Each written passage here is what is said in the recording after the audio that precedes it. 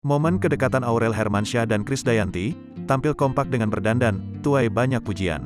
Pasangan Aurel Hermansyah dan Atta Halilintar merayakan ulang tahun pernikahannya yang pertama dengan menggelar konser pada tanggal 29 Maret tahun 2022 kemarin. Acara konser tersebut bertajuk Konser Bahagia, sederet rekan artis turut memeriahkan acara itu. Krisdayanti juga menjadi salah satu pengisi acara dalam acara konser tersebut.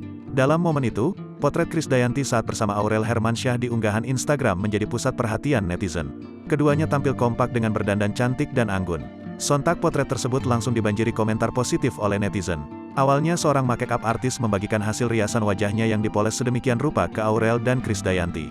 Unggahan itu kemudian dibagikan ulang oleh Krisdayanti di Instagram pribadinya. Hal ini diketahui lewat pantauan tribunstyle.com di Instagram @krisdayantilemos, Selasa, tanggal 29 Maret tahun 2022. Terlihat dalam unggahan itu, Aurel mengenakan hijab berwarna coklat muda dengan polesan makeup natural. Sedangkan Krisdayanti berpakaian bernuansa merah dan terdapat bling-bling. Keduanya tampil kompak dan berpotret menghadap ke kamera.